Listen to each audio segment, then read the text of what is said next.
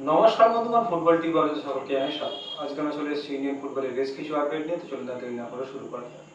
প্রথমে চলে আসছে কিন্তু জুয়ান ফেরান্দোর কথা। জুয়ান ফেরান্দো কিন্তু বেঙ্গালুরু এফসিতে সাইন করতে পারে, এরকমই কিন্তু খবর বেরিয়ে আসছে। মানে বেঙ্গালুরু এফসি পরের সিজনে জুয়ান ফেরান্দোকে কোচ করতে পারে, এরকমই কিন্তু খবর বেরিয়ে আসছে। জুয়ান ফেরান্দো এর আগে কিন্তু এফসি গোয়াতে কোচ ছিল, মোহনবাগান সুপার জায়ান্টে কোচিং করিয়েছে কদিন আগেও অবধি। এরপর কিন্তু বেঙ্গালুরু এফসি তাকে নিয়ে আসতে পারে, এরকমই কিন্তু আপডেট বেরিয়ে আসছে। এরপর কিন্তু চলে আসছি মোহনবাগানের একটি ছোট্ট আপডেটে। সুভাশিস বোস কিন্তু জানিয়েছে যে হাবাসই তাদের প্রধান বস।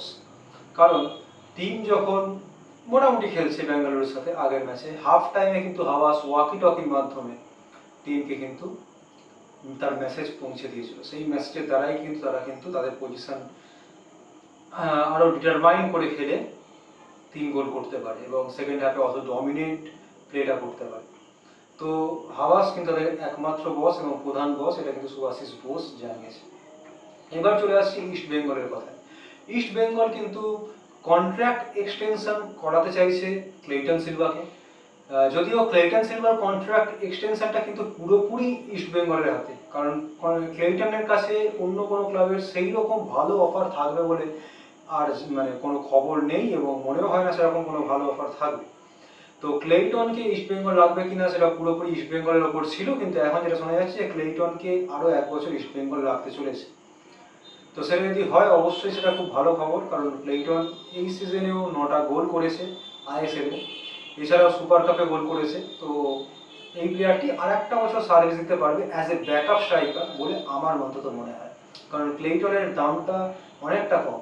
ক্লেইটনকে যদি রাখে তাহলে সেইখানে কিন্তু দুটো স্ট্রাইকারের দামে একজন ভালো স্ট্রাইকারকে কিনে আনতে পারে, বা 1.5 জন স্ট্রাইকারের দামে একজন ভালো স্ট্রাইকারকে কিনে আনতে পারে।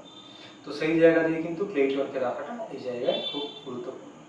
আর আজকে লাস্ট আপডেট সেটা হচ্ছে ইস্ট বেঙ্গলকে নিয়ে। ইস্ট বেঙ্গল সমর্থকরা কিন্তু খুব খুশি হবে যে সাউল ক্রেসপো কিন্তু এক্সটেনশনে সাইন করে ফেলেছে। এরকমই কিন্তু বিভিন্ন জায়গা থেকে আপডেট বেরিয়ে আসছে যে সাউল ক্রেসপো এক্সটেনশনে সাইন করে ফেলেছে। তার কন্ট্রাক্ট কিন্তু 2 বছরের জন্য আরো এক্সটেন্ডেড।